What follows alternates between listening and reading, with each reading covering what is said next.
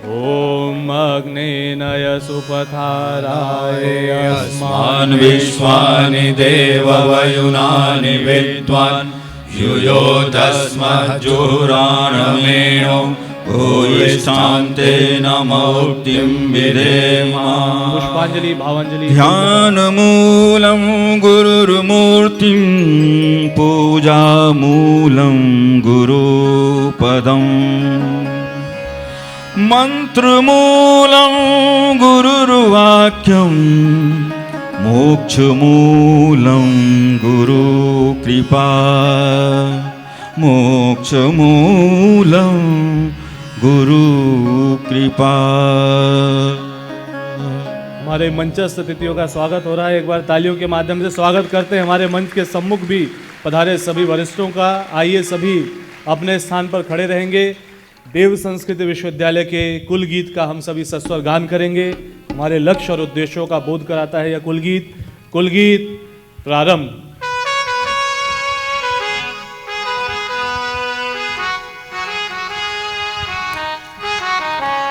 मानवीय उत्थान का जो अनवरत आधार है, मानवीय उत्थान का जो अनवरत आधार है, देव संस्कृति विश्वविद्यालय सृजन का द्वार है।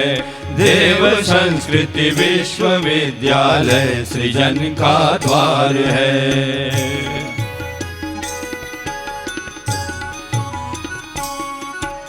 गोद गंगा की हिमालय की मिली छाया इसे, दिव्य वातावरण में पोषित मिली काया इसे।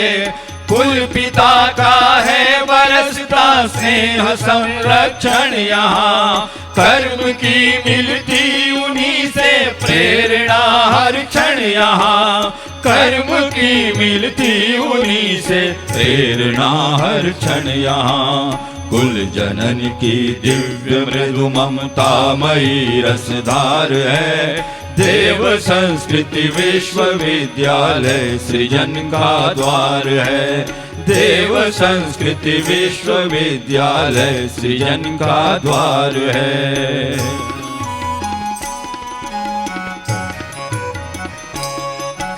है यहाँ होता प्रखरतम चेतना का जागरण, आपसी सद्भावना संवेदना का जागरण। यह महामानव बनाने की सुगढ़ टकसाल है, वास कर इसमें युवाओं की बदलती चाल है, वास कर इसमें युवाओं की बदलती चाल है। विश्व फिर लगता उन्हें अपना सगा परिवार है, देव संस्कृति विश्वविद्यालय सृजन का द्वार है। देव संस्कृति विश्वविद्यालय सृजन का द्वार है।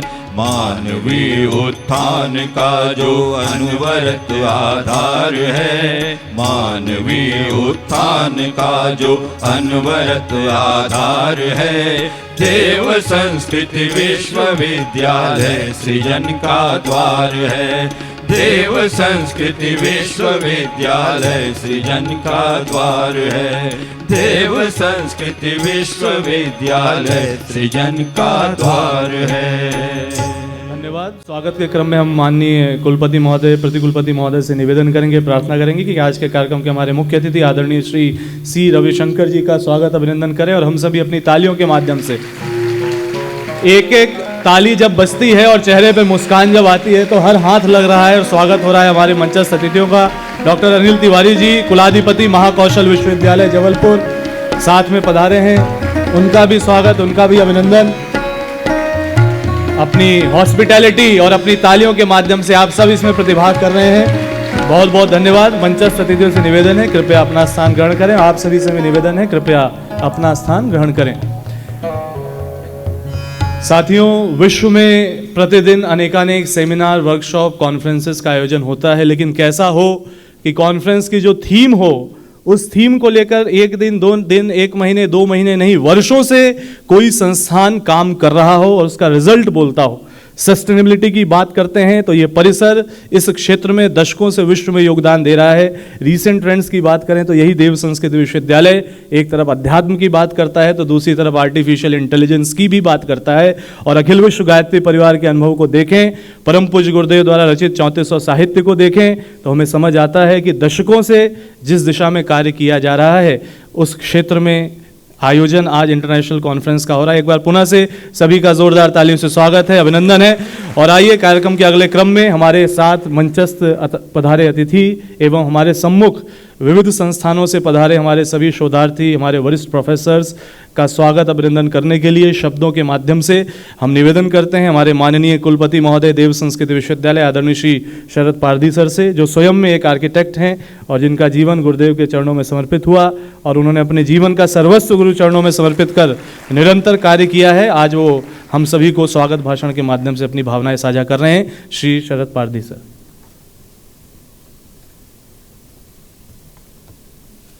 धन्यवाद गोपाल जी। आज के इस महापुरुषों के सम्मेलन में स्वागत करने का सौभाग्य मुझे मिल रहा है। शुरुआत हम करेंगे गायत्री मंत्र से। सभी लोगों से निवेदन है कि गायत्री मंत्र एक साथ एक स्वर में हमारे साथ कहने का कष्ट करें। ओम भूर्भुवः स्वाहा तत्सवितुर्वरेण्यं भर्गो देवस्य धीमहि धियो यो नः प्रचोदयात्। देव संस्कृति जिनके विचारों पर स्थापित है, ऐसे गुरु सत्ता को और जिन्होंने हमको अपने लालन पालन से बड़ा किया है, हम यहाँ पे आज 20-22 साल के हो गए हैं, ऐसी हमारी मातृसत्ता को वंदन करते हुए मैं आप लोगों के स्वागत के लिए यहाँ पे खड़ा हूँ। ये मेरा सौभाग्य है। मित्रों, ऐसे अंतर्राष्ट्रीय सम्मेलन यहाँ पे तो होते रहते हैं, लेकिन ये विशेष है क्योंकि इसके अंदर एक कुलपति दूसरी यूनिवर्सिटी का उपस्थित है और विभाग प्रमुख अपर मुख्य सचिव उपस्थित है। यहाँ पे सीनियर टीचर्स प्रोफेसर्स हैं, हमारी फैकल्टी है, पधारे हुए बहनें हैं और हमारे सभी विद्यार्थीगण यहाँ पे हैं। और यहाँ से आप लोगों को जो मिलने वाला है, जो लाभ आपको 2 दिन में मिलेगा, वो आपके जीवन के अंदर किसी दिशा को निर्धारित करने के लिए मदद करेगा, ऐसा मेरा विश्वास है।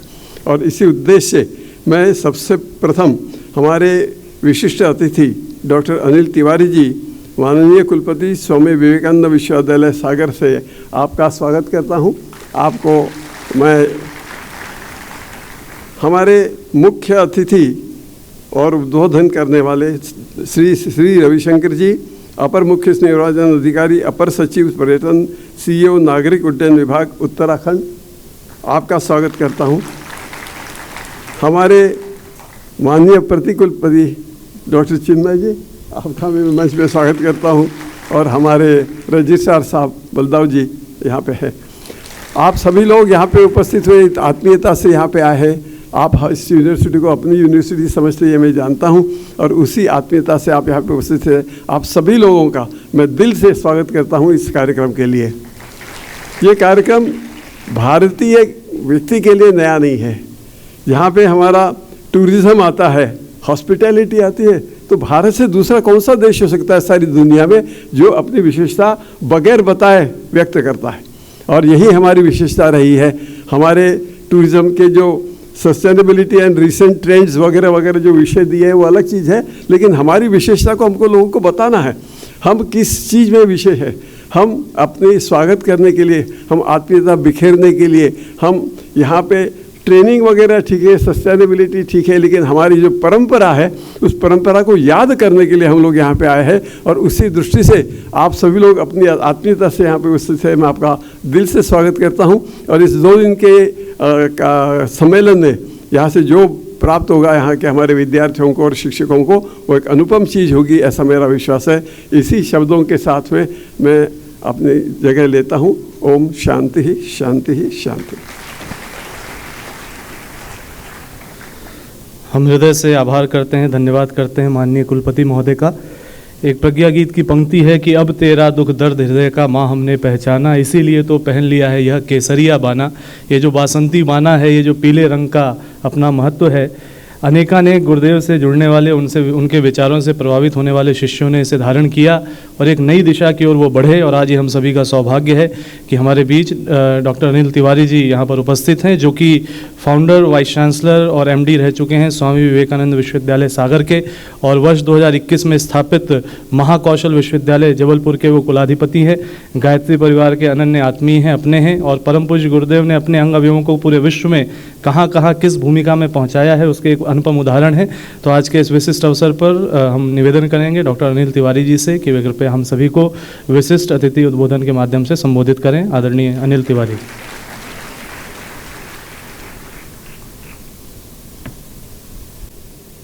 गुरुदेव और माता जी के चरणों में नमन के साथ में अपनी बात को शुरू करना चाहूँगा। जब बात गुरुदेव की आती है, सिर्फ अकेला नाम लेने से सारे शरीर के रोंगटे खड़े हो जाते हैं। एक बार यदि हम आत्मसात करने का प्रयास करते हैं, उनको याद करने का प्रयास करते हैं, तभी अपने आप में ऐसा लगता है कि हमें ब्रह्मांड की पूरी ताकत हमारे अंदर आ रही है। जो सम्मुख में बैठे हुए छात्र हैं, आप सौभाग्यशाली हो कि गुरुदेव की छत्र छाया, उनके तेज में आपको यहाँ बैठने का अवसर प्राप्त हो रहा है। यह सौभाग्य हमें प्राप्त नहीं हुआ, लेकिन आप सब हमसे ज़्यादा सौभाग्यशाली हो कि आपको गुरुदेव की छत्र छाया और उनका तेज प्रतिदिन आपको मिल रहा है। इसके लिए मैं आप सबके चरणों में गुरुदेव की एक अनुभूति मानते हुए मैं प्रणाम करता हूं आपके चरणों में। मंच पर मंचस्थ संस्था के कुलपति पारदी जी, प्रति कुलपति, और जिनकी एनर्जी जब भी जो देखता है और जब सुनते हैं, तो हम सब भारत में रहने वाले, आप लोग तो यहाँ रहते हो, हम लोग अलग अलग जगह पर रहने वाले लोग हैं, सब कहते हैं कि गुरुदेव की यदि वाणी सुनना है तो आदरणीय चिन्मय भैया जी को आप सुन लो, तो गुरुदेव की वाणी हमें सुनने को मिल जाएगी।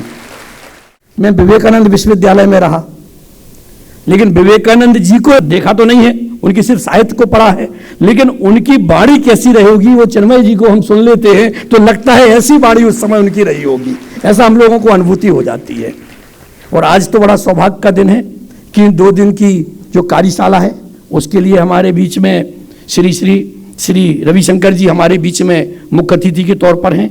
जब एक बड़े संस्था के कोई अधिकारी हमारे बीच में आते हैं और एक अच्छी चीज़ के बीच में बैठ जाते हैं, तो कहीं ना कहीं उसका लाभ हम सबको मिल जाता है, बच्चों को मिल जाता है, संस्था को मिल जाता है और समाज को मिल जाता है। रविशंकर जी भी मंच पर मंचस्थ थे, उनको भी मैं प्रणाम करता हूं कि आज वो कृपापूर्वक यहाँ पर हैं।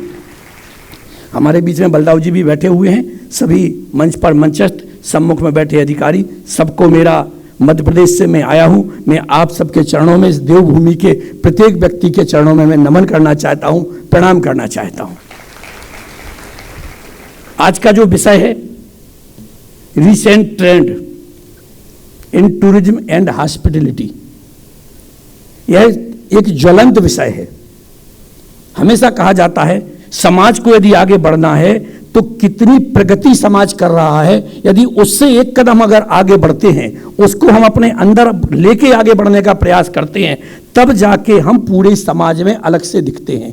यदि पुराने समय के लोग, यदि पुरानी बात को हम सोचते रहे, पहले तो ऐसा नहीं होता था, अब हम क्यों करें, यदि इस बात पे यदि हम सोचते रहे और इसी पर विचार करते रहे तो कभी हम आगे बढ़ ही नहीं पाएंगे।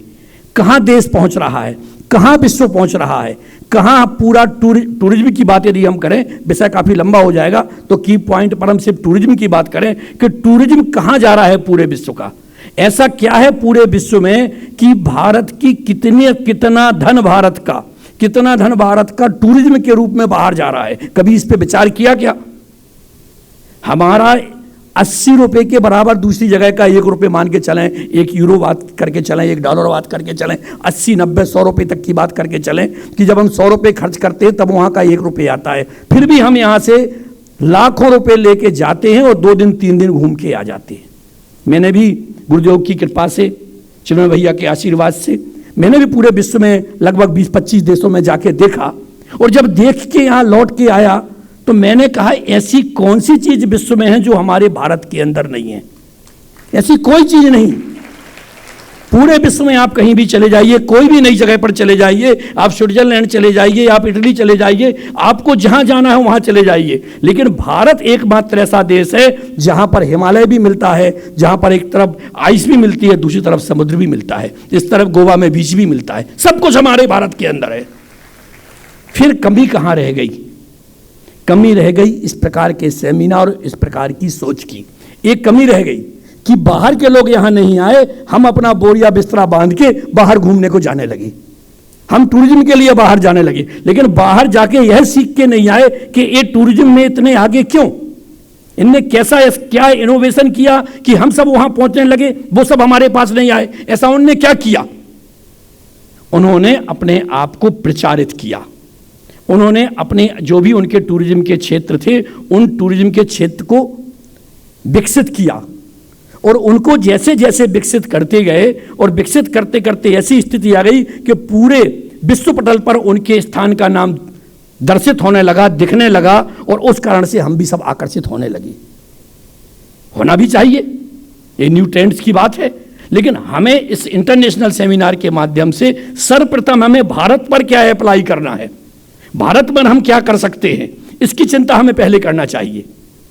विश्व में जो किया अच्छा किया, जो ने अच्छा कर लिया उसको सीख के, उसको आत्मसात करके अपने ऊपर अप्लाई करें।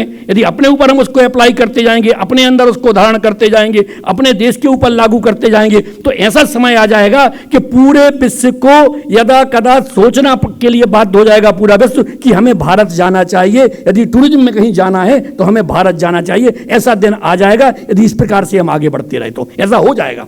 सिर्फ आप लोगों की ताकत की आवश्यकता है। इसमें ताकत कैसे होती है? आदरणीय चेयरमैन भैया को मालूम है, एक बार मैं भैया नैनीताल गया, तो नैनीताल में मैं जिस होटल में रुका, मैंने भैया आप होटल में रहते हो, क्या आपने अपनी होटल का पूरी जगह एक चैनल बनाया है? क्या आपने इसको व्हाट्सएप पर कहीं आपने प्रचारित करते हो, फेसबुक पर प्रचारित करते हो, आपने पेज बनाया है? बोले नहीं, हमने नहीं बनाया है, हमारे यहाँ की यूट्यूब चैनल है, वो आते रहते हैं। तो हमने क्या उनको तुमने पैसा दिया कुछ कि यूट्यूब चैनल इसको बार बार प्रचारित करें? हमारे यहाँ ऐसा मौसम आ गया, अब इतने सैलानी आ गए, ऐसी हमारे यहाँ व्यवस्था है, अच्छे से रहना है तो आप यहाँ रहिए, ये अच्छी होटल है, यहाँ अच्छा खाना मिलेगा, यहाँ की ये विशेषता है। हमारी विशेषता भी होना चाहिए, हर क्षेत्र की एक एक विशेषता होनी चाहिए कि हमारी ये विशेषता है, हम इसमें हमारी महारत हासिल है, इस महारत को आप देखने के लिए आइए। हमारे यहाँ की यह विशेष हिल है, यह हमारी बड़ी पहाड़ी है, इस पहाड़ी को देखने आइए। उस पहाड़ी पर क्या कमी है? टूरिज्म के हमारे अधिकारी बैठे हुए, इस पहाड़ी पर हमारी क्या कमी है, इसको हम कैसे विकसित करते हैं? यह चीज हमें धीरे धीरे प्रशासन, शासन, हम सबको मिलकर करना पड़ेगा, क्योंकि अकेला प्रशासन हर चीज को कर नहीं सकता। हम अपनी नाली भी कहते हैं कि प्रशासन आके बनाए। एक बड़ी बड़ी बात मैं बार बार कहता हूं चेनो भैया के सामने कि जब हम मकान बनाते हैं, कॉलोनी में मकान बना लेते हैं 50 लाख का, 1 करोड़ का, और 1 करोड़ के बाद में कहते हैं हम घर के सामने पहुंचते हैं, क्यों आपके सामने की ये रोड क्यों नहीं बनी? बोले शासन कुछ करता ही नहीं है, निगम ने कुछ किया नहीं, शासन ने इस पर रोड बनवाया नहीं, नाली शासन ने बनवाई नहीं। तो मैं उनसे कहना चाहता हूं कि 1 करोड़ का मकान क्या शासन ने बनवाया है? ये तो आपने बनवाया है, तो 5,000 10,000 की नाली भी आप बनवा लो, 5-10 हज़ार का सामने का रोड भी आप बनवा लो। सहकारिता से करोगे तो प्रशासन के ऊपर बोझ कम आएगा, आपका काम भी हो जाएगा, आपके घर की सुंदरता बन जाएगी। पर ये भाव धीरे धीरे आना चाहिए। हमारे यहाँ सरकारें भी अभी ऐसी आई हुई हैं, मोदी जी ने बता दिया कि घर का कचरा बाहर नहीं फेंकना है, डस्टबिन में फेंकना है। मोदी जी ने बता दिया कि हम केदारनाथ की एक गुफा में जाके बैठ जाते हैं तो उस गुफा में 3 साल तक की बुकिंग एडवांस में हो जाती है। पर्यटन कितना बढ़ जाता है। वह जाते हैं आदि कैलाश पर, वहाँ से जाके आदि कैलाश से जाके कैलाश पर्वत जी के दर्शन करते हैं। तो ऐसा यदि भाव शासन के अंदर भी आ जाएगा और उसके बाद तो टूरिज्म बढ़ ही जाएगा। तो मैं यह सबसे निवेदन करना चाहता हूं कि वर्तमान के जो रिसेंट जो ट्रेंड्स हैं, जैसे भी हम प्रचारित कर पाए, जैसे भी बेस्ट से बेस्ट हॉस्पिटलिटी हम दे पाए, इन सबको हम सबको मिलके करना पड़ेगा। तो हम उत्तराखंड की देवभूमि में बैठे हुए हैं। यह जगह हमारे देश भारत देश की बेस्ट जगह है, बेस्ट जगह है। मैं हर महीने यहाँ आ जाता हूँ, 1 महीने बाद तो हमारी गाड़ी भी बोलने लगती है, भैया जी कि अब पहाड़ पर चलना है। कल हमें कुछ नहीं मिला तो हमारी गाड़ी यहाँ से लेकर ऋषिकेश तक चली गई, पहाड़ के ऊपर चली गई। मैंने कहा ये क्या हुआ? तो मैंने कहा यार मैंने तो ऐसा कोई प्लान नहीं किया था जी, इस पहाड़ के ऊपर क्यों जा रही है गाड़ी। तो हम लोगों ने कहा लगता है अब तो गाड़ी भी कहती है कि यहाँ आए हो तो सिर्फ हरिद्वार से नहीं, पहाड़ के ऊपर पहले जाइए, बाद 10 किलोमीटर घूम के आइए, फिर आप नीचे आइए। तो ऐसे हम लोग घूमने जाते हैं और वहाँ जाके प्रकृति का आनंद लेते हैं, क्योंकि प्रकृति का यदि आपने एक बार आनंद लेना शुरू कर दिया तो सारे आनंद खत्म हो जाएंगे। सबसे पहले आनंद की श्रेणी में यदि कुछ खड़ी हो जाएगी तो प्रकृति खड़ी हो जाएगी। तो मैं सबसे यह निवेदन करना चाहता हूं कि भारत के टूरिज्म बढ़ाने के लिए हम जो भी प्रयास कर पाएं, अपने अपने छोटे छोटे प्रयास हमें करते रहना चाहिए। यदि छोटे छोटे हम प्रयास सब अपने अपने मान से लेके करते रहे, हमें देश हमें देता है सब कुछ, हम भी तो कुछ देना सीखें। देश हमें देता है सब कुछ, हम भी तो कुछ देना सीखें। हम भी इस प्रकृति को कुछ देने लगें, हम भी इस देवभूमि को कुछ देने लगें, हम भी इन पहाड़ों को कुछ देने लगें, हम भी इस भारत देश को कुछ देने लगें। यदि देने का भाव आपके अंदर आ जाएगा, इस प्रकृति को देने का आप काम शुरू कर देंगे, तो प्रकृति आपको इतना भरा पूरा कर देगी कि आप कल्पना नहीं कर सकते। जब सोएंगे तब सुखी रहेंगे, जब जागेंगे जब सुखी रहेंगे, और आप 24 घंटे आनंदमय हो जाएंगे। इतना कह के मैं अपनी वाणी को विराम देना चाहता हूं। जय हिंद, जय भारत, जय विवेकानंद। हम सब अपनी कर्तव्य ध्वनियों के माध्यम से एक बार पुनः से कुलाधिपति महाकौशल विश्वविद्यालय आदरणीय अनिल तिवारी जी का बहुत बहुत धन्यवाद करते हैं इस विशिष्ट अतिथि उद्बोधन के लिए। साथियों, परम पूज्य गुरुदेव ने इस अखिल विश्व गायत्री परिवार की जो स्थापना की है, उसके पीछे का तप, उसके पीछे की तितीक्षा, और टूरिज़्म की अगर डेफिनेशन को देखें कि 24 घंटे कहीं पे रहना लेजर प्लेजर के लिए, तो अगर कहीं पे रहना मात्र देखें तो गुरुदेव ने अपने जीवन भर इस परिवार को पोषित करने के लिए, सिंचित करने के लिए, जन जागरण के लिए पूरे देश का और विश्व का भ्रमण किया। श्रद्धेय डॉक्टर साहब ने और उनकी प्रेरणा से अनेक टोलियों ने वर्षानुवर्ष इस प्रयास को आगे बढ़ाया, और ये हम सभी का सौभाग्य है कि वर्तमान में डॉक्टर चिन्मय पांड्या सर, जिनको अगर सच में कोई कहे कि देश में अभी विगत कुछ वर्षों को अगर आप काउंट कर लेंगे तो लाखों किलोमीटर की यात्रा देश में और विदेश में वो करते हैं, लेकिन उनका लेजर और उनका प्लेजर और उनका जो टूरिज़्म है वो एक बड़े लक्ष्य को समर्पित है, जिस लक्ष्य को लेकर गुरुदेव ने इस मिशन की स्थापना की और जो मानवता के लिए बहुत महत्वपूर्ण है। चाहे हमारे यहाँ बाल्टिक सेंटर आज स्थापित है, तो वो भी घटना वो है कि एक युवा अपने साथ में गुरुदेव के साहित्य लेकर अकेले बाल्टिक नेशंस में गए, और आज वो दिन है जब बाल्टिक नेशन के कोई भी सदस्य आते हैं तो भारत पहुंचते ही सबसे पहली फ्लाइट लेके देव संस्कृति विश्वविद्यालय में आते हैं। एशिया का ऐसा सेंटर बनाना, 85 से ज़्यादा अंतर्राष्ट्रीय MOU करना, भारत हो, विदेश हो, यूनाइटेड नेशंस ऑर्गेनाइजेशन हो, WHO हो, यूनेस्को हो, इन सभी जगहों पर जा करके भारत का गौरव बढ़ाना और ब्रिटिश पार्लियामेंट का उनको भारत गौरव अवार्ड से सम्मानित करना, ये सब कुछ बताता है कि टूरिज़्म की ताकत क्या है। बड़े लक्ष्य बड़े उद्देश्यों से काम करें। डॉक्टर चिन्मय पांड्या सर से निवेदन कि हम सभी को मार्गदर्शन प्रदान करें। बहुत धन्यवाद गोपाल। मित्रों, परम पूज्य गुरुदेव परम वंदनीय माता जी की दिव्य उपस्थिति को साक्षी मानते हुए माँ गायत्री के पावन मंत्र के साथ में अपनी बात को आरंभ करना चाहता हूँ। माँ गायत्री का ये पवित्र मंत्र जो हम लोग कहने जा रहे हैं, दोहराने जा रहे हैं, ये मानवीय चेतना, मानवीय व्यक्तित्व, मानवीय दृष्टिकोण सभी के समग्र रूपांतरण का मंत्र है। हिंदी में एक शब्द आता है, हम लोग कहते हैं अवधूत। अवधूत का मतलब जिसके लिए दूसरे की आवश्यकता ना हो। वधू का मतलब है दूसरा। वधू जाके न होई सो अवधूत का होई। जिसको दूसरे की आवश्यकता ही नहीं वो अवधूत हो जाता है।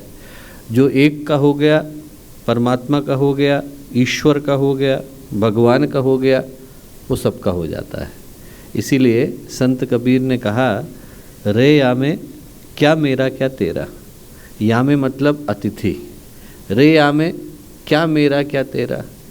बोलते हैं कि हम लोग तो गेस्ट हैं यहाँ पर। रे यामे क्या मेरा क्या तेरा, लाज न भरई कहत घर मेरा। लाज नहीं आती, शर्म नहीं आती। हम लोग यहाँ गेस्ट के रूप में आए, अतिथि के रूप में आए। धरती पर हम लोगों की यात्रा जो है वो एक टूरिस्ट के रूप में है। आए हैं और जाना पड़ेगा, और इसको व्यक्ति अपना समझ करके बैठ गया। जिसको ये समझ में आ गया कि मैं सर्वत्र हूँ, सर्वदा हूँ और उस एक का हूँ, उसकी जीवन की यात्रा अनंत की यात्रा में बदल जाती है।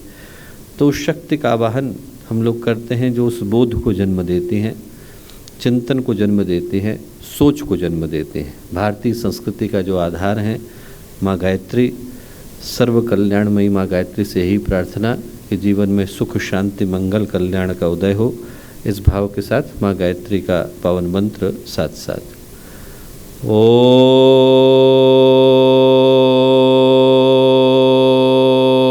भूर्भुवः स्वः तत्सवितुर्वरेण्यं भर्गो देवस्य धीमहि धियो यो नः प्रचोदयात्।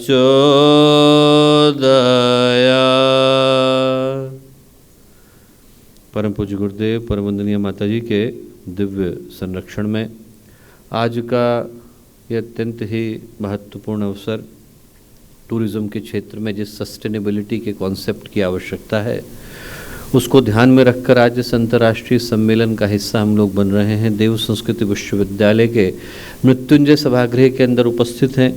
आज के इस पावन अवसर पर हम लोगों के साथ यहाँ उपस्थित सामान्य रूपेण तो हम लोग कहते हैं मुख्य अतिथि, पर उनको अतिथि कहने में संकोच है क्योंकि आदरणीय श्री रविशंकर जी भाई साहब सही पूछें तो गायत्री परिवार का एक अनन्य सदस्य ही हैं।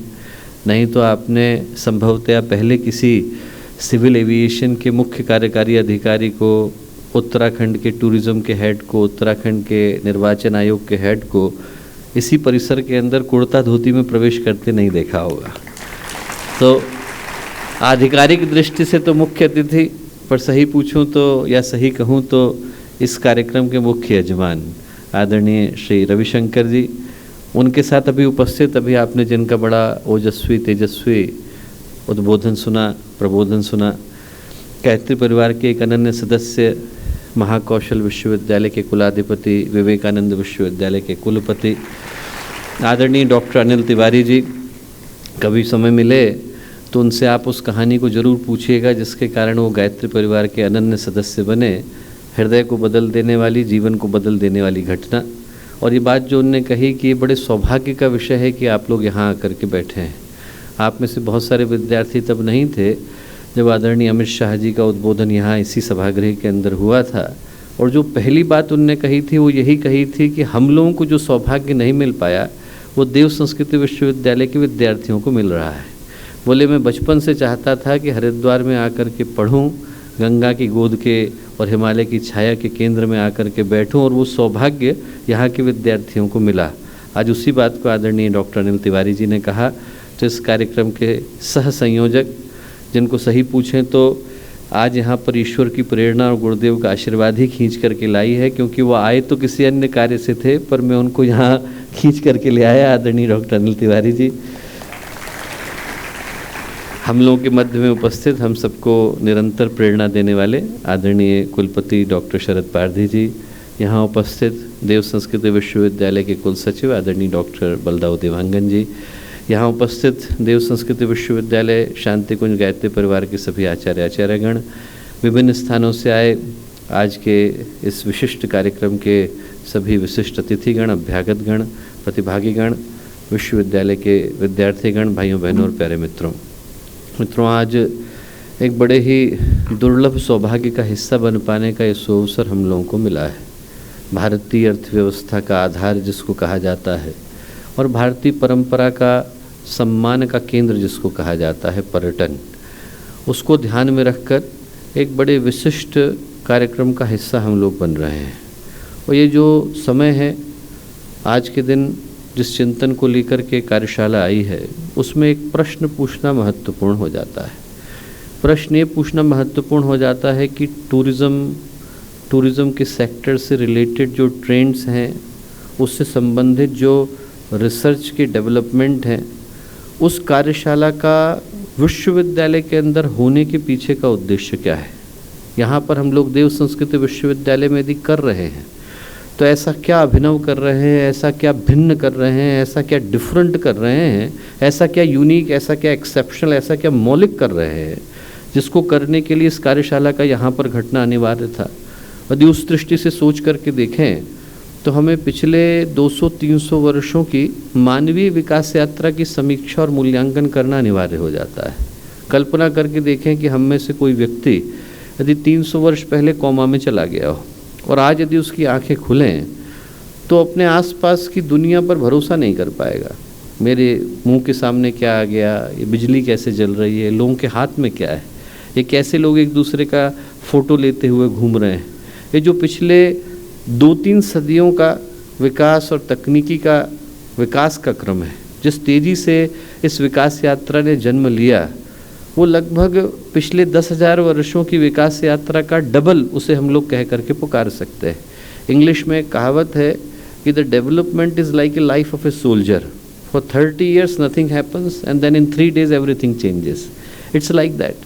ठीक वैसी ही कुछ घटना मानव की विकास यात्रा के अंदर घटी। भगवान राम के समय को आप देखें, भगवान कृष्ण के समय को देखें तो युग बदले पर परिस्थितियां बहुत ज़्यादा नहीं बदली। वो भी रथ पर थे, वो भी रथ पर थे, धनुष बाण उनके पास भी थे, धनुष बाण उनके पास भी थे। पर यदि कोई पिछले 400 वर्षों की यात्रा को उठा करके देखे तो इन दिनों के अंदर सब कुछ बदल गया। यातायात के साधन बदल गए, विज्ञान बदल गया, तकनीकी बदल गई, संचार के माध्यम बदल गए, सूचना की प्रौद्योगिकी बदल गई, चिकित्सा बदल गई, कृषि बदल गई, अर्थव्यवस्था बदल गई, हर चीज़ बदल गई।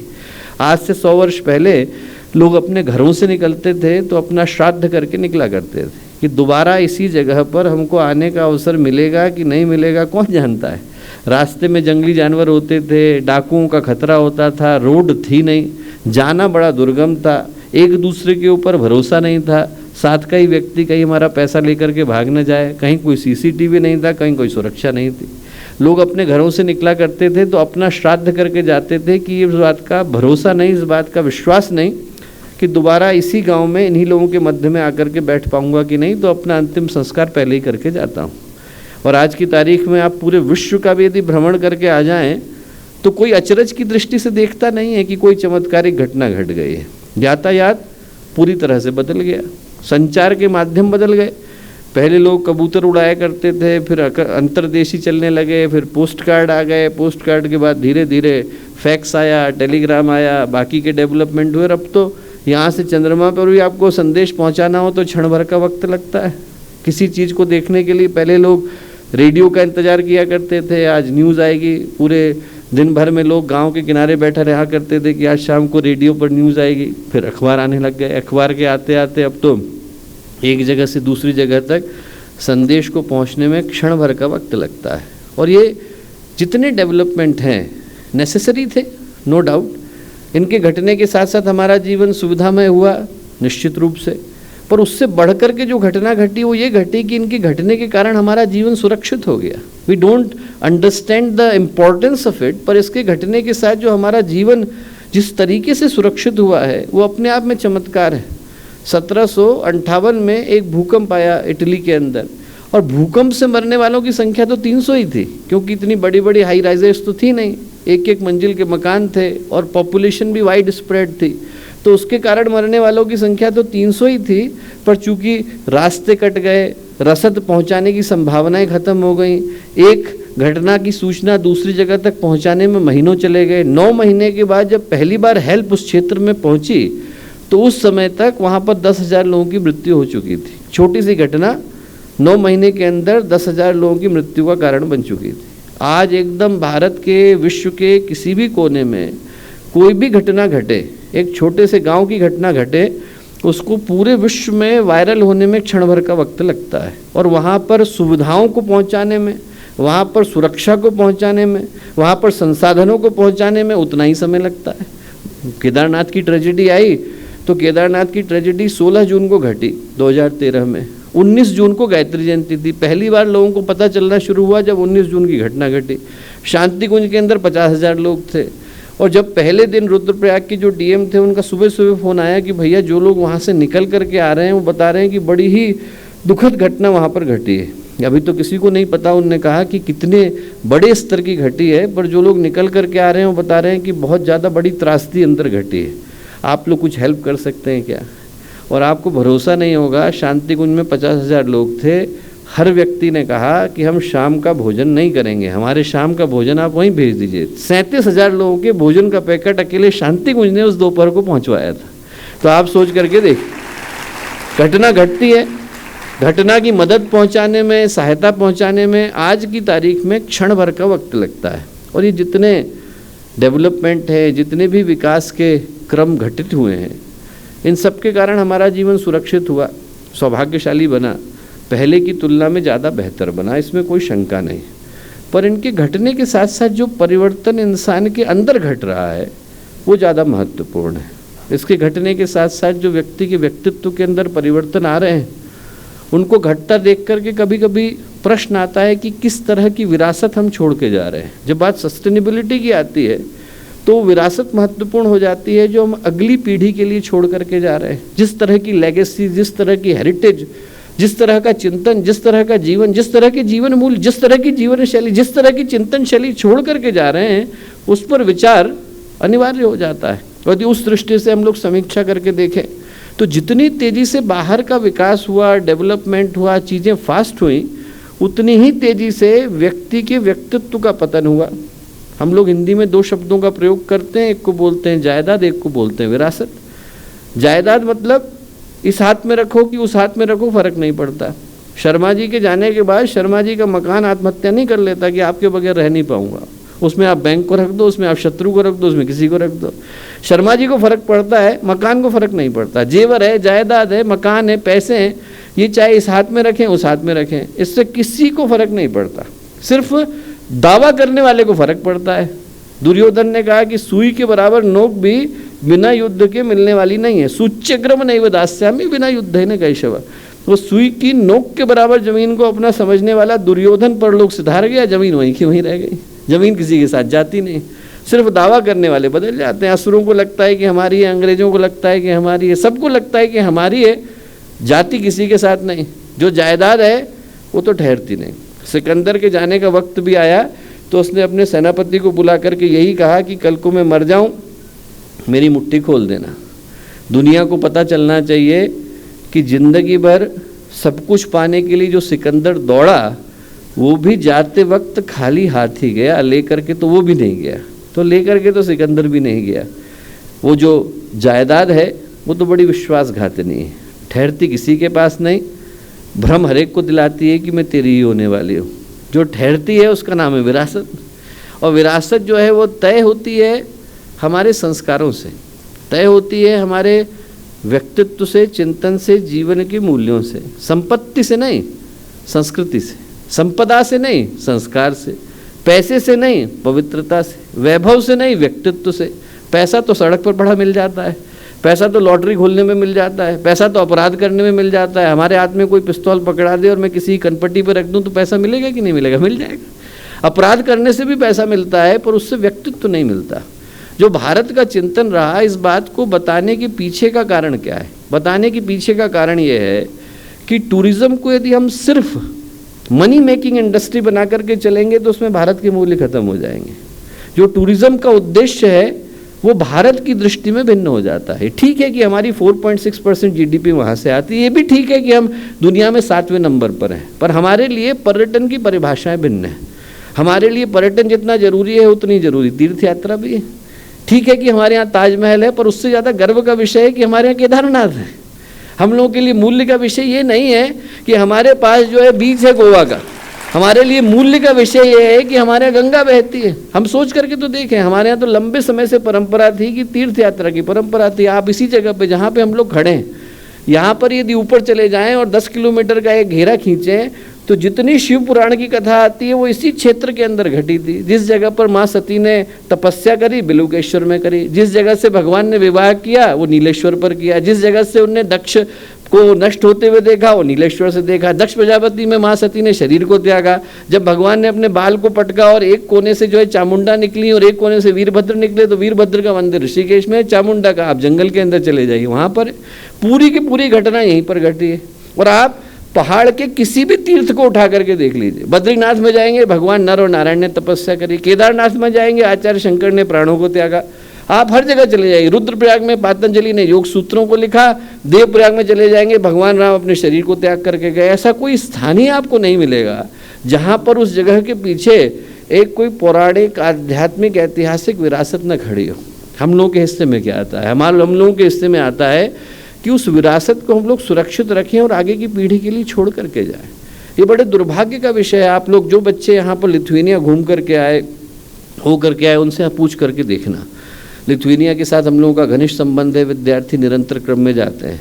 छोटा सा कैसल है, 400 साल पुराना है, और वो 400 साल पुराना जो कैसल है उसके कोने कोने को उन लोगों ने लैंडमार्क में बदल दिया है। जितना बड़ा है विश्वविद्यालय का अपना मृत्युंजय सभागृह का परिसर नहीं है, इतना बड़ा ही कैसल होगा, इससे बड़ा कैसल नहीं हो, जितना बड़ा है मृत्युंजय सभागृह। और इसके कोने कोने के अंदर आज से 200 साल पहले यहाँ पर किसी ने हथौड़ा रखा था, एक लैंडमार्क बन गया है। आज से 250 साल पहले किसी ने यहाँ पे खाना बनाया था, लैंडमार्क बन गया है। और हमारे यहाँ पर कदम कदम पर हम आध्यात्मिक विरासतों को देखते हैं, पर उसके साथ हम व्यवहार क्या करते हैं। आप कभी जाकर के देखिए पाताल भुवनेश्वरी के अंदर, जिसको मैं कहता हूँ घोर से घोर नास्तिक होगा, वो भी वहाँ पर जाकर आस्तिक बन करके लौटेगा। आप अंदर घुसते हैं तो कहते हैं कि शेषनाग के मुंह के अंदर प्रवेश कर रहे हैं। किसी गुफा का द्वार, यदि हर रोज़ वहाँ पर, गुफा तो ज़मीन के 200 फीट नीचे है, ऐसी कोई गुफा आपको नहीं मिलेगी जहाँ पर आप गुफा के अंदर जाए तो लोगों का प्रवेश हो रहा है, तो लोगों के प्रवेश होने के कारण जो ज़मीन है वो घिसती है, घिस घिस करके एकदम सॉफ्ट हो जाती है उल्टा। जब हम जाते हैं तो कहते हैं कि शेषनाग के मुंह के अंदर जा रहे हैं। तो जो पूरी गुफा की बनावट है वो ऐसी है जैसे किसी की पेरिस्टल्टिक मूवमेंट होती है। जब हम अंदर जाते हैं तो जो इंटेस्टाइन की, एब्डोमेन की जो पेरिस्टल्टिक मूवमेंट है उस तरह की डिज़ाइन है। और अंदर गए हैं तो जिस जिस जगह पर कहा गया कि इस युग में ये शिवलिंग बना हुआ, इतने ऊंची ऊंची गुफाएं हैं और उसमें एक ही जगह से पानी गिर रहा है, और जिस जगह पर गिर रहा है वहाँ पे 300 शिवलिंग बने हुए हैं। व्यक्ति यदि अंदर जाए, हजारों साल पुरानी गुफाएं, और जो सबसे बड़े दुख की बात है कि यहाँ पर आप उन चीज़ों को देखते हैं जिनको देखकर आपके रोंगटे खड़े हो जाते हैं। और जब आप गुफाओं के ऊपर देखते हैं तो किसी ने लिखा हुआ है यहाँ पर वो सुंदर आया था, यहाँ पर वो रमा आई थी, यहाँ पर वो आया था। हमको क्या उकेरने का अधिकार है? जिसको बनाने में वर्षों लगे उसको बिगाड़ने में तो क्षण भर का वक्त लगता है। जो विरासत है उसको सुरक्षित रखना भी हमारी जिम्मेवारी है। वो जो चीज़ें बिखरी हुई हैं वहाँ, आप यदि कहीं जा कर के देखें, अभी इटली में क्या हुआ, इटली में ये हुआ कि इटली में एक व्यक्ति कोलोसियम के ऊपर एक लिख करके आया, और उन लोगों ने क्या किया, कोलोसियम के ऊपर उस लड़के ने अपना नाम लिखा था। They started a manhunt as we do it for the terrorist. Scotland Yard को सूचित किया, सारी जगह पर सूचित किया, उसके लिए रेड कॉर्नर नोटिस निकलवाया इटली वालों ने, जैसा आप आतंकवादियों के लिए निकलवाते हैं कि हमारे देश की सभ्यता से छेड़छाड़ करके गया है। मैं कहता हूं कि उतना ही सम्मान हमें हमारी संस्कृति और विरासत को सुरक्षित रखने के लिए आवश्यक है, हर जगह पर। और वो विरासत ऐसा नहीं कि पौराणिक ऐतिहासिक जगहों पर है, ये विश्वविद्यालय भी आपकी विरासत है, ये जो आपका घर है वो भी आपकी विरासत है, ये जो आपका वस्त्र है वो भी आपकी विरासत है, जो आपकी पहचान है वो भी आपकी विरासत है। हर चीज़ को सुरक्षित रखने के लिए वही दर्द, वही जज्बा, वही तड़प, वही पैशन होने की आवश्यकता है, जो हमें लगे कि पूरा जितना फैला हुआ है वो हमारा ही एक्सटेंशन है। And everything needs to be protected and preserved. तो बस यही कहकर के मैं अपनी बात को समाप्त करना चाहता हूँ कि विश्वविद्यालय में इस कार्यक्रम को करने के पीछे का भाव यही है कि उस भाव को, उस विरासत को संभालने के भाव को हम लोग विद्यार्थियों के अंदर, आने वाली जनरेशन्स के अंदर पैदा कर सकें, और वो भाव हर एक के अंदर विकसित हो। ऐसी प्रार्थना गुरुदेव से, माता जी से, आदिशक्ति से है। सभी को बहुत सारी शुभकामनाएं, बहुत सारी मंगल कामनाएं।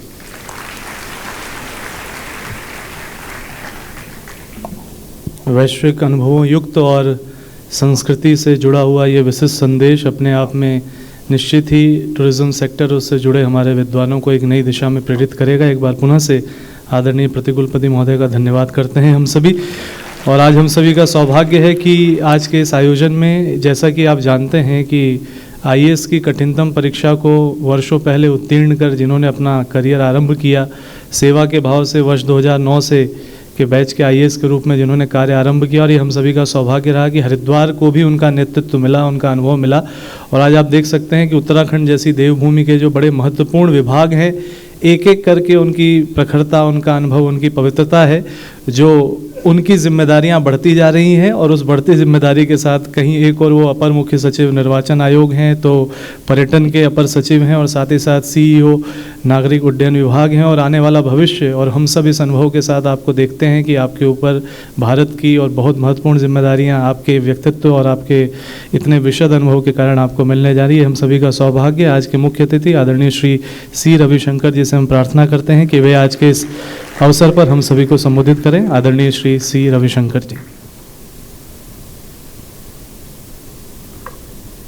सर्वप्रथम परम पूज्य गुरुदेव महाराज की और माता जी का सादर प्रणाम करते हुए मंचासीन माननीय प्रतिकुलपति चिन्मय पांड्या जी और माननीय कुलपति अनिल तिवारी जी, माननीय कुलपति शरद जी, माननीय कुलपति जबलदेव देवांग जी एंड यहाँ उपस्थित सभी professors, teachers, students and other participants of this international conference, सभी को मैं सादर प्रणाम करता हूँ. At the outset, I would like to express my pleasure and privilege that I always get in the company of respected Chinmay Pandya ji, because जो Nobel enlightened souls हैं उनके कंपनी में एक डिवाइन वाइब्रेशन मिलता है. Society का जो है होलिस्टिक वेलबीइंग के लिए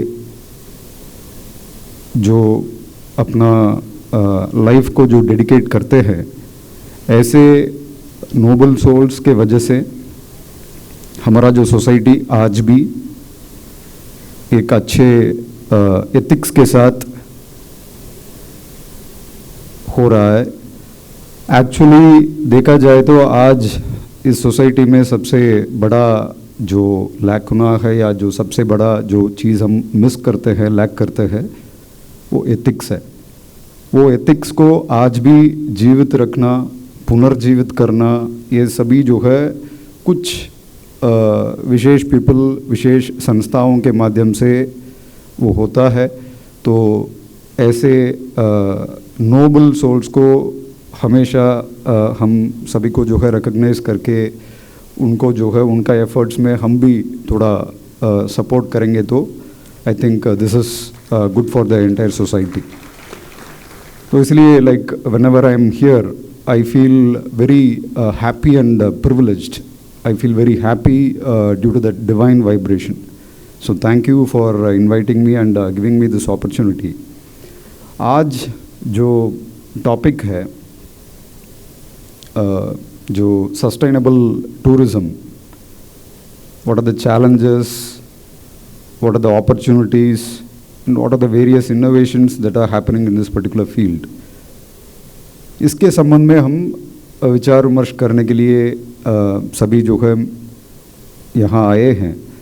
first of all let us ask one thing, हम ऐसे टॉपिक में चर्चा क्यों करते हैं? क्योंकि आज जो है जो टूरिज़्म है या जो भी अन्य प्रैक्टिसेस है वो सस्टेनेबल नहीं है. जो भी हम आज प्रैक्टिस करते हैं या अनुभव करते हैं वो बहुत लंबा समय तक अच्छे ट्रैक में जाने वाला नहीं है. कहीं ना कहीं there is a serious problem. This is not sustainable. That is why we people are discussing about this particular topic here. Not just we but पूरे दुनिया में कई वर्षों से ये सस्टेनेबिलिटी के बारे में बातें हो रही है. सस्टेनेबल डेवलपमेंट गोल्स करके जो है पूरे दुनिया में जो है various countries are working for that. Sustainable tourism के बारे में भी चर्चाएं होती है, कुछ पॉलिसी फ्रेमवर्क बनता है, बट समहाउ हम सभी जो है वो जो कोर इम्पोर्टेंस है उसको हम अभी भी सारे स्टेक होल्डर्स शायद समझ नहीं पाए हैं. So we have to make some serious meaningful efforts to make the tourism sustainable. यही उद्देश्य है. तो let us understand who made this unsustainable, किसके वजह से ये पूरा अनसस्टेनेबल हो गया है. So to understand that we should first of all identify the stakeholders. कौन कौन है स्टेक होल्डर्स? टूरिज्म इंडस्ट्री का अगर बात करें तो सबसे मोस्ट इम्पॉर्टेंट स्टेक होल्डर कौन है? टूरिस्ट है. अगर टूरिस्ट जो है इधर उधर जाएगा तो टूरिज्म है. तो tourist is the most important stakeholder. Then comes the host community. जिस क्षेत्र जो अगर गेस्ट है तो ऑब्वियसली होस्ट भी होता है. तो तो वो जो होस्ट कम्युनिटी है is the second most important stake holder.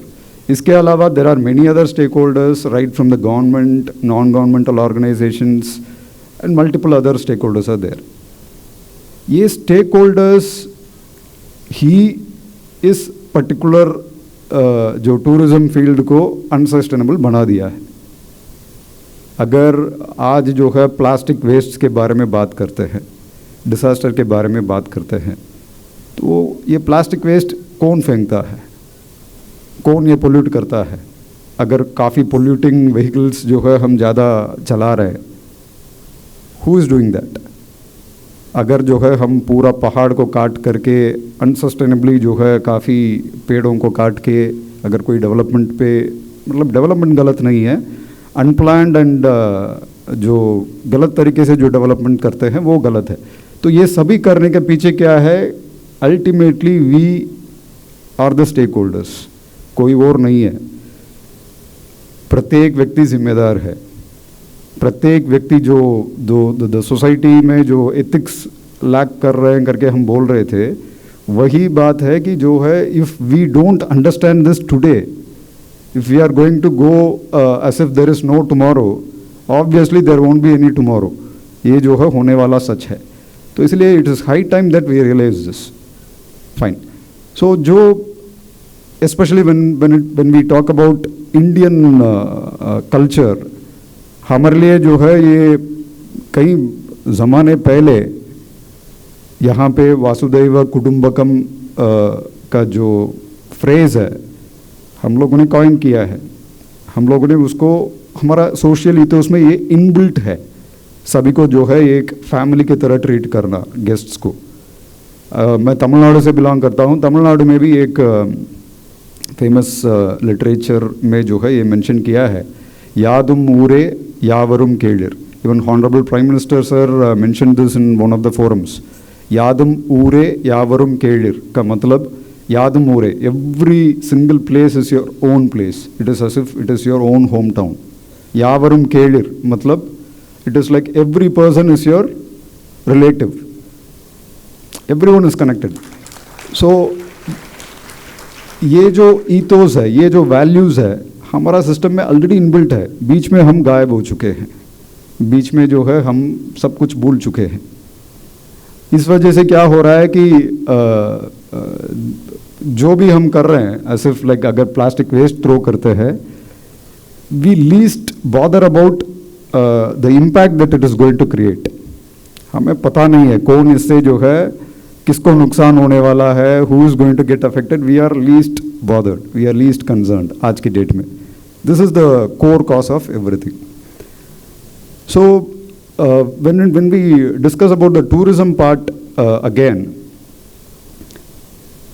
Tourist क्या चाहता है? फर्स्ट ऑफ ऑल एक सेफ्टी. वो जो है कहीं पे भी अगर आप जाओगे, कल अगर टूर का प्लान बनाओगे, आप आज की डेट में जेरूसलम जाना चाहेंगे, कितने लोग तैयार होंगे? आज की डेट में जो वहाँ पे जो वॉर जैसा स्थिति है, कोई भी वहाँ जाने के लिए तैयार नहीं होगा. यूक्रेन में अगर कोई अच्छा डेस्टिनेशन है तो आज कोई भी जाना तैयार नहीं होगा. ठीक है. दूसरा जो है कंफर्ट. कंफर्टेबल होना चाहिए ट्रैवल और स्टे, और जहाँ पे आप जा कर के देखोगे ये सभी कंफर्टेबल होना चाहिए. इसलिए तो टूर में जाते हैं, नया जगह जा कर के हमारा पूरा माइंड और सब कुछ जो है मतलब इट गेट्स रेजुनेटेड, इसलिए टूर में जाते हैं. तो अगर कंफर्ट नहीं है, लोग जाएंगे नहीं. फॉर एग्जांपल अभी पीक यात्रा सीज़न में हमारा ही स्टेट का स्टेटस समझ लेते हैं.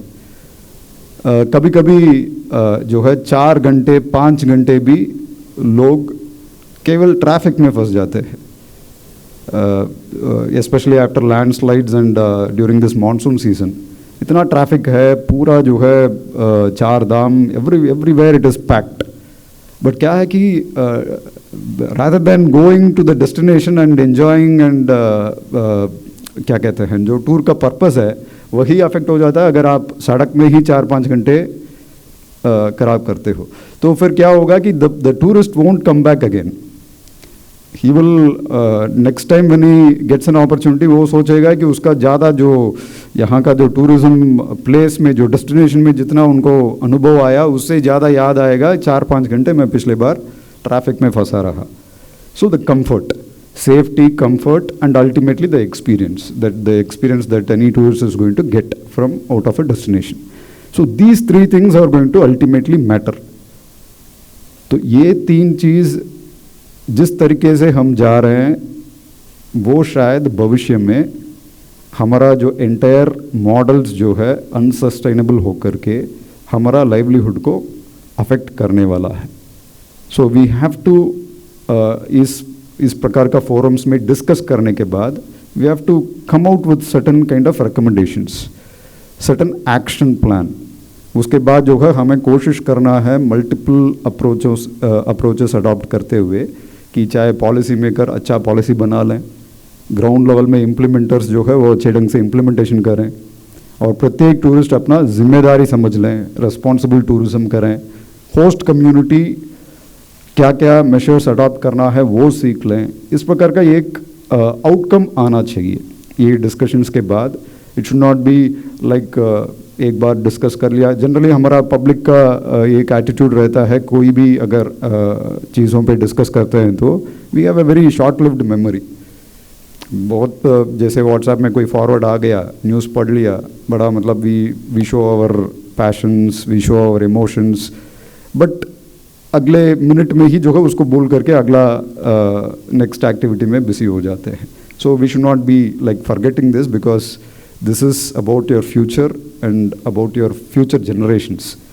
आपको आपके बच्चों का भविष्य सभी जो है इसी पे निर्धारित है.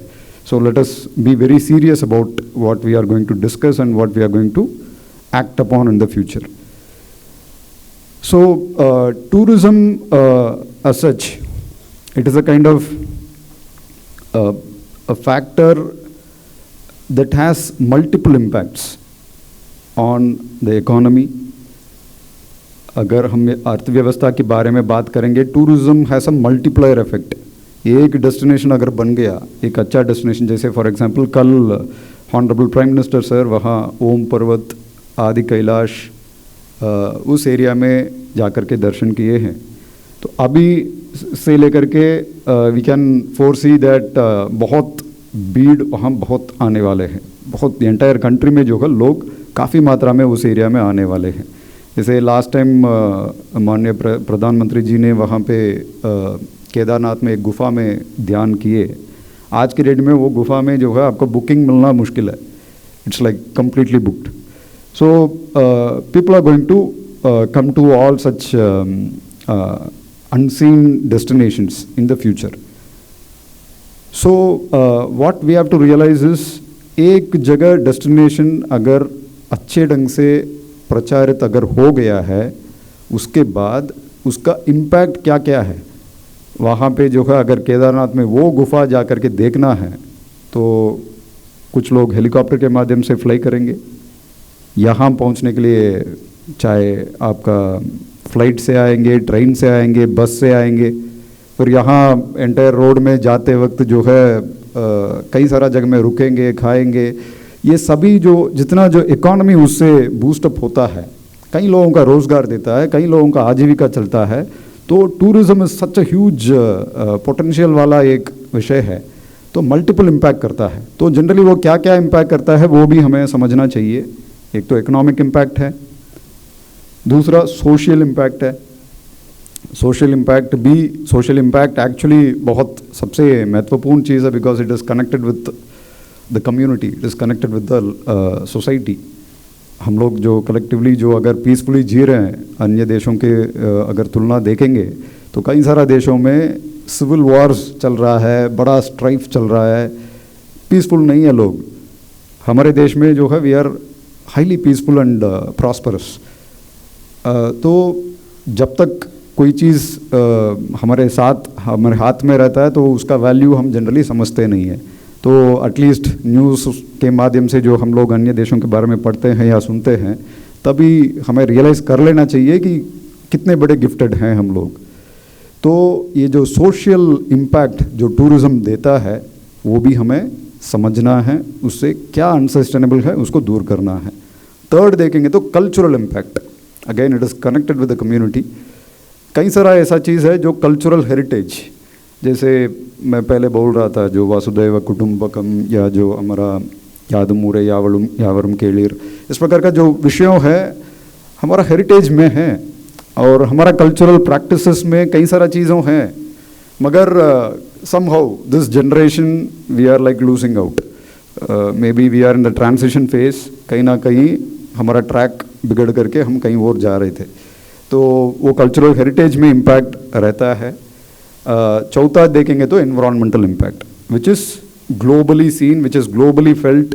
ग्लोबल वार्मिंग के नाम पे बोलते हैं, क्लाइमेट चेंज के बारे में बोलते हैं, बहुत अति तीव्र जो घटनाएं हो रही हैं और बहुत फ्रीक्वेंटली हो रही हैं। तो कभी कभी जो है हम लोग अभी मे बी कॉज क्या है उस पर ज़्यादा देयर में बी डिबेट्स।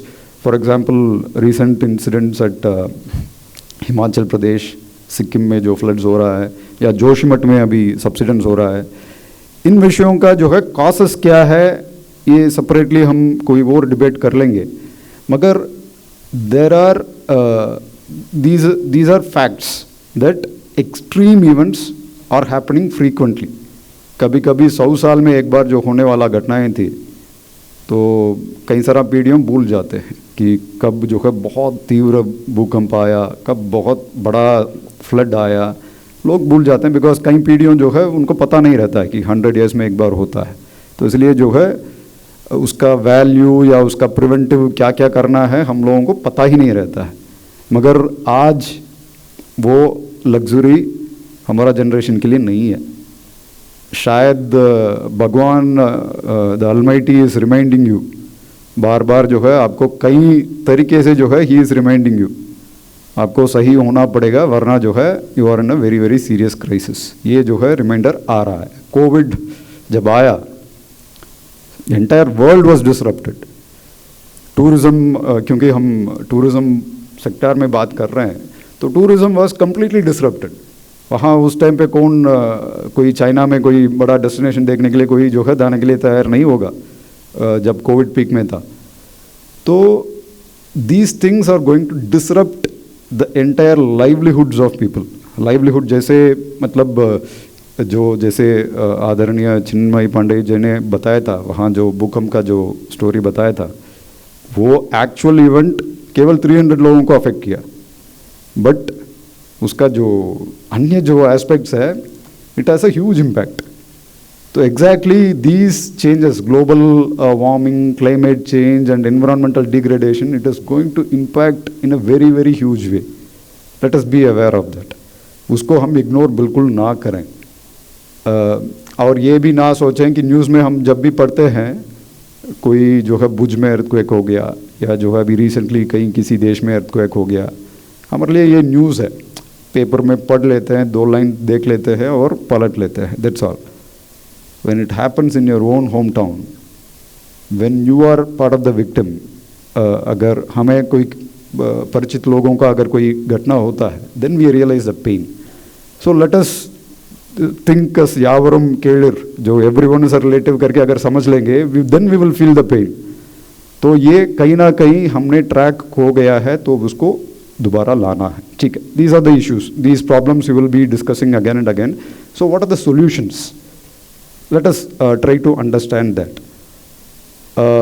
जैसे कोई भी चीज़ में, फॉर एग्जांपल प्रैक्टिकल एग्जांपल ही बताते हैं।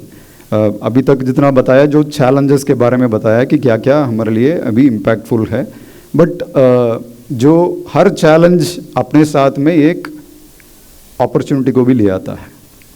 केदारनाथ घटना जब हुआ, उसके बाद उत्तराखंड का डेवलपमेंट ग्राफ देखेंगे, वो काफ़ी जो है कंप्लीटली डिफरेंट प्लेन में जाना शुरू हो गया।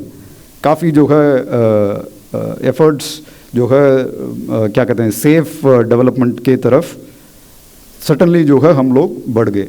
डिज़ास्टर मैनेजमेंट का जो प्रिपरेशंस है, प्रिपेयर्डनेस है, काफ़ी इम्प्रूव हो गया। वो क्या क्या चीज़ों है वो तो इट्स लाइक पूरे दिन भर बात करके हम जो है डिस्कस कर सकते हैं। उतने सारे जो विषयों पर हम लोग आगे बढ़ चुके हैं। because there was a crisis. That crisis brought along with it an opportunity. Her crisis एक अपॉर्चुनिटी ले आएगा. Covid was a crisis. आज के डेट में सारे हॉस्पिटल्स, गवर्नमेंट हॉस्पिटल्स में कम से कम बेसिक सुविधाएं बढ़ गया. उसके पहले तक ऑक्सीजन सिलेंडर्स का नाम तक हमें पता नहीं था. आज के डेट में जो आपका टर्शियरी केयर है कई गवर्नमेंट हॉस्पिटल्स में आ गया, कई मैन पावर जो है बढ़ गया, कई सुविधाएं बढ़ गया. Every crisis will bring a kind of opportunity. तो ये जो क्राइसिस है, late us be thankful for all these crisis, so that, because अभी हम इसीलिए वार्ता कर रहे हैं, बात कर रहे हैं, वरना जो है आज भी ऐसा कई सारा फैक्टर्स है जो जिसके जो प्रॉब्लम है करके शायद हम लोगों को ऑब्वियस ही नहीं है, मतलब हम लोगों को दिखता ही नहीं है. जो दिखता है, जो कम से कम महसूस हो रही है, उसी के बारे में बात भी होता है. तो these opportunities, what should we do ahead. तो एक दो विषयों हैं.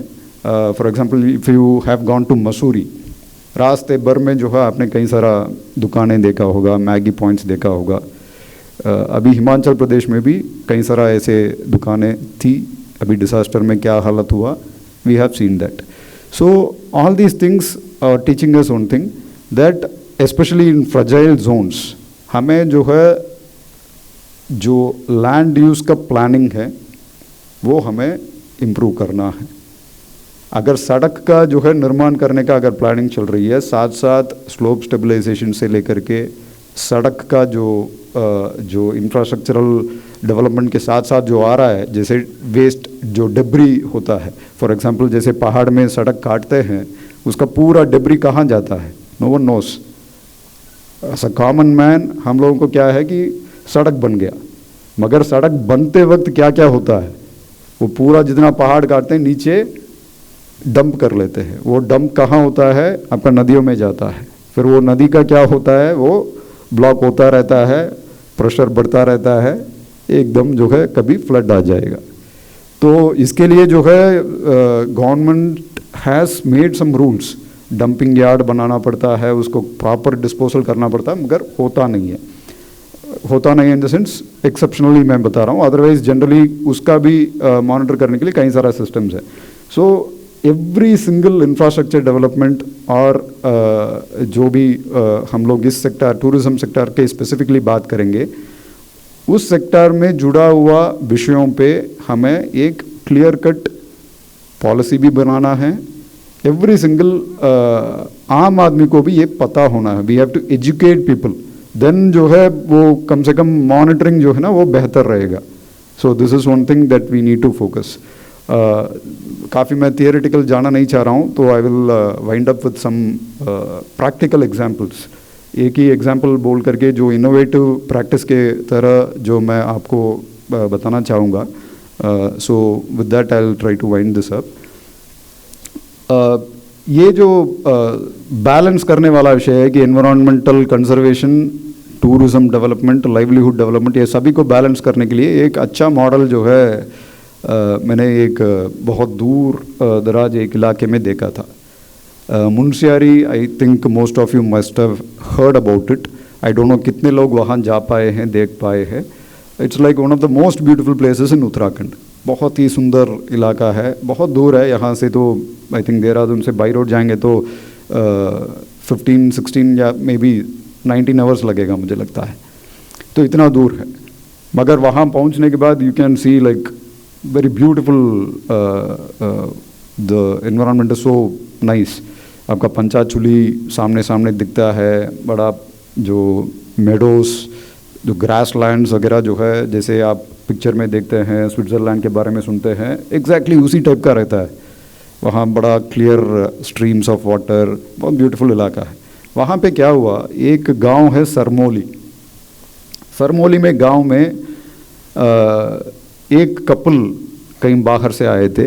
एक महिला श्रीमती मल्लिका वर्दी करके पंजाब से आए थी, करीब आई थिंक 30 और 40 years back. Her husband was from Kerala. ये लोग जो है कोई एनवायरमेंटल जो एस्पेक्ट्स में इंटरेस्टेड थे, वहाँ आकर के सेटल हो गए थे. सेटल होने के बाद दे फेल्ट दैट इस एरिया को हमें जो है ये जो पोटेंशियल है ये एंटायर कम्युनिटी का मिलना है. फिर उन्होंने क्या किया, उस गांव का महिलाओं सभी को जो है मोटिवेट करके होम स्टेस, क्योंकि टूरिस्ट आते हैं, दूर दूर से आते हैं, आज भी जो है इतने दूर होने के बाद भी काफ़ी मात्रा में टूरिस्ट आते हैं। स्पेशली बंगाली टूरिस्ट जो है कई ज़मानों से जो है, I think there is a connection between Bengal and Devbhoomi. Swami Vivekananda ji से लेकर के स्वामी योगानंद परमहंस जी से लेकर के लाइक कई वेरी व्हाट टू से important people have visited this place and Bengal से काफ़ी टूरिस्ट आ जाते हैं। तो क्या होता है कि वहाँ पर्यटक आते हैं, बट रुकने के लिए जगह जो है उतना बड़ा होटल्स और रिजॉर्ट्स तो उस ज़माने में था नहीं।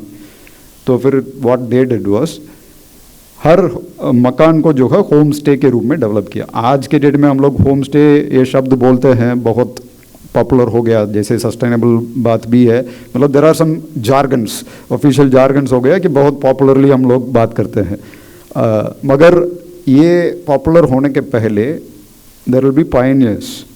ये चीज़ को जो है जब किसी और को दिखता नहीं था, किसी और को जो है दिख गया था, तो वो जो सरमौली वाले जो हैं उन्होंने क्या किया, सारे घरों में अपना मकान को ठीक किया। ठीक करने के बाद जो भी पर्यटक आता है वो पर्यटक को वहाँ जो भी रुकता है तो बहुत अच्छा अनुभव मिलता था। जैसे एक गेस्ट अगर आपके घर में आ गए, बहुत सम्मानित गेस्ट अगर कोई आ गए, तो उनको जो है हम लोग बड़ा सम्मान से देख रेख करके भेजते हैं। तो उसी प्रकार का दे स्टार्टेड डूइंग दैट। मगर वो ऐसे करने के लिए उन्होंने क्या सिस्टम बनाया, which is a kind of model for all of us, इसलिए मैं उसको सजेस्ट कर रहा हूँ। एक कलेक्टिवली एक कम्युनिटी ने एक रोस्टर बनाया। रोस्टर इन द सेंस, अगर आज एक पर्यटक आ रहा है वो पहला वाला घर में रुकेगा, अगर अगला पर्यटक जो आएगा वो पहला वाला घर में नहीं रुकेगा, अगला वाला घर में रुकेगा। तो इस प्रकार का they have made a kind of sequence. किसको बिजनेस मिलेगा, सभी को मिलेगा, एक एक करके मिलेगा। अगर पहला वाला घर में किसी पर्यटक रुक गया, वो पर्यटक बाहर वहाँ मुंशियारी क्षेत्र में कहाँ जाता है, बर्ड वॉचिंग का जाता है या ट्रैकिंग के लिए जाता है, तो फिर वो जो बर्ड वॉचिंग का गाइड होता है वो दूसरा घर से आएगा, ट्रैकिंग का गाइड आएगा वो तीसरा घर से आएगा। इसी प्रकार का वो जो बिजनेस आता है वो इक्विटेबली उस कम्युनिटी में शेयर करना शुरू किया। तो हर व्यक्ति को पता है कि मुझे इस महीने अगर वहाँ पे 30 मकान हैं और 30 पर्यटक आएंगे, हर मकान में एक एक दिन का मौका है। तो ये जो है उन्होंने कलेक्टिवली तय किया। तय करने के बाद आज के डेट में जैसे ऑनलाइन में बुकिंग होना शुरू हो गया, तो ऑनलाइन सिस्टम्स है, तो वो भी जो है उसी रोस्टर से ही बुक होता है। और जो trekking guide, bird watching guide या जो भी उनका जो सॉवनियर्स जो है, जो शॉल वगैरह जो खरीद करके जाते हैं, वो सारा चीज़ जो है everyone is getting the business, equitable distribution. ये बहुत आइडियल जो बातें हैं, मगर वो प्रैक्टिकली वो लोग करीब 20 साल पहले ही चालू कर चुके हैं। उसके बाद क्या किया, उस रेवेन्यू में प्रत्येक व्यक्ति का, अगर मेरे पास 1000 रुपया आज रेवेन्यू आ रहा है, मेरा घर में अगर कोई रुका है, उस 1000 रुपया में मैं एक हिस्सा उस कम्युनिटी का डेवलप करने के लिए, उस गांव को डेवलप करने के लिए एक अकाउंट में डाल दूंगा। प्रत्येक व्यक्ति का अपना रेवेन्यू का एक हिस्सा उस गांव का संरक्षण में जाएगा। वो जमा करना शुरू किया। जमा करके उस गांव में जो है जो वन पंचायत है उसको जीवित करना, क्योंकि उनको पता था सस्टेनेबिलिटी क्या है, पता था कि अगर हम ऐसे ही डेवलपमेंट में जाएंगे फिर शायद जो है इतना सुंदरता खत्म हो जाएगा। सुंदरता खत्म होकर के अगर कंक्रीट जंगल बन गया फिर उस जगह में पर्यटक दोबारा आएगा नहीं। आज इसलिए आ रहा है, वहाँ सुंदरता है। जो चेन्नई जैसे कंक्रीट जंगल में जो नहीं है वो देखने के लिए आ रहा है मुंशियारी में। अगर मुंशियारी में भी सेम हालत अगर क्रिएट कर लिया, पूरा कंक्रीट जंगल हो गया, तो दोबारा नहीं आएगा।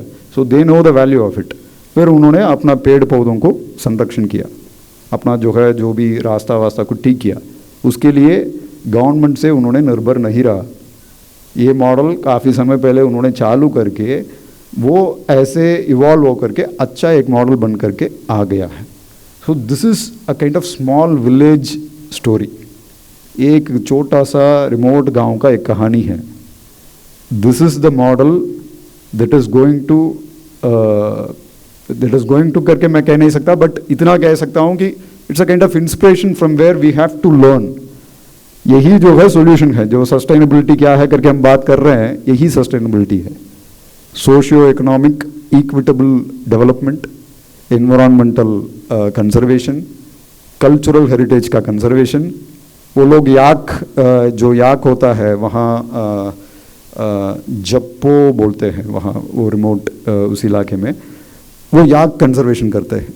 इस प्रकार का जो व्हाटएवर जो आपको धीरे धीरे गायब होने वाला है उसको कंजर्व करते हैं, उसका वैल्यू समझ करके करते हैं। तो ये चीज़, this is the solution from where we have to replicate across the entire domains. ये जो आप जो कंजर्वेशन, ये सारे बातें जो भी अगेन जार्गन हो जाता है, हमारा सारे प्रॉब्लम्स का सॉल्यूशन हमेशा सिंपल ही होता है, मगर हम लोग उसको इतना कॉम्प्लिकेट करा करके उसको सॉल्यूशन ढूंढते रहते हैं और सॉल्यूशन के ज़्यादा जो है और कॉम्प्लिकेशन करा करके प्रॉब्लम को इतना उलझा देते हैं। बट सिंपल सॉल्यूशंस जहाँ हैं, जहाँ जैसे सरमोली है, उसी प्रकार का पूरे दुनिया में, ये वर्ल्ड में आपको मॉडल्स है। आप ट्रेडिशनल फॉरेस्ट ड्वेलर्स का जो है स्थिति देखिए, जहाँ हम फॉरेस्ट कंजर्वेशन एक्ट बना दिया और फॉरेस्ट को बचाने के लिए कई सारा नियम कानून है, मगर हम कंजर्व कर नहीं पाते और फॉरेस्ट ड्वेलर्स को एविक्ट भी कर देते हैं कभी कभी in the name of conserving the forest. मगर जहाँ ट्रेडिशनली फॉरेस्ट ड्वेलर्स रहते हैं, जहाँ जंगल में ही बसे रहते हैं, वहाँ पे अगर फॉरेस्ट का हेल्थ देखोगे, फॉरेस्ट वहाँ जो है बहुत सेफ रहता है, बिकॉज वो लोगों को पता है कि कितना जो है उसको आप एक्सट्रैक्ट करोगे, कितना रिसोर्सेस को काटोगे। उसका आवश्यकता अगर एक फल का है तो एक ही फल उसको लेगा, सारा फल को जो है लेगा नहीं। तो he knows the value of the conservation thing. So it is inbuilt in our society. So we have to again rediscover such solutions, because जैसे आई थिंक महात्मा गांधी जी का कोट है, I don't know, I am not sure, but उन्होंने ये कहा था कि this earth has will provide for everyone's need but not for everyone's greed, ऐसे करके long back मैं कहीं पे पढ़ा था। So that is the thing, this earth is like a Akshay Patra, it will give but for everyone's need only, not for everyone's greed। अगर हमारा limit हमें अगर पता रहता है और उसके अंदर ही करते हैं, so everything will be fine। So this is how things should be। And bottom line is, अगर वैल्यूज़ एथिक्स सही रहता है तो फिर ये ऐसे विषयों पर शायद हमें चिंता करने का आवश्यकता नहीं है। वरना अगर जब तक वो नहीं है, बाकी कुछ भी आप डेवलपमेंट लाइए, टेक्नोलॉजी डेवलप कर लीजिए, आर्टिफिशियल इंटेलिजेंस, वर्चुअल रियलिटी, जो भी आप बोलते रहेंगे, ये सारा चीज़ों will be meaningless, because the content, the soul has to be clear and it has to be full of values and ethics। अगर ये है फिर जो है सब कुछ है, अगर वो नहीं है फिर कुछ भी नहीं है। तो ये हमें समझना है। So with this final words I thank आदरणीय चिन्मय Pandey ji again, and I thank every one of you to have heard me patiently। I hope after this conference please come out with a kind of action plan and a kind of policy paper so that all the stakeholders can get benefit out of that। Thank you so much। हम सभी बड़े हृदय से आदरणीय श्री रविशंकर जी का बहुत बहुत धन्यवाद करते हैं। आइए अब स्मृति चिन्ह और विमोचन का क्रम है। सबसे पहले विमोचन आज कुछ किए जा रहे हैं। सबसे पहले विमोचन के क्रम में फंडामेंटल ऑफ टूरिज्म पे एक पुस्तक लिखी गई है। डॉक्टर अरुणेश पाराशर, डॉक्टर उमाकांत इंदौलिया, श्री पंकज सिंह चंदेल और कुमारी प्राची के द्वारा एक बार जोरदार तालियों से अभिनंदन करें। ये पुस्तक का विमोचन हो रहा है। साथ ही साथ बुक चैप्टर प्रोसीडिंग निकल रही है इंटरनेशनल कॉन्फ्रेंस की, sustainability and recent trends in tourism and hospitality sector, concept, prospects और इनोवेशन। और स्वास्थ्य पर्यटन पर डॉक्टर अरुणेश पराशर जी की बुक को भी यहाँ पर रिलीज़ किया जा रहा है। ज़ोरदार तालियों से इस विमोचन के क्रम में सभी का अभिनंदन है।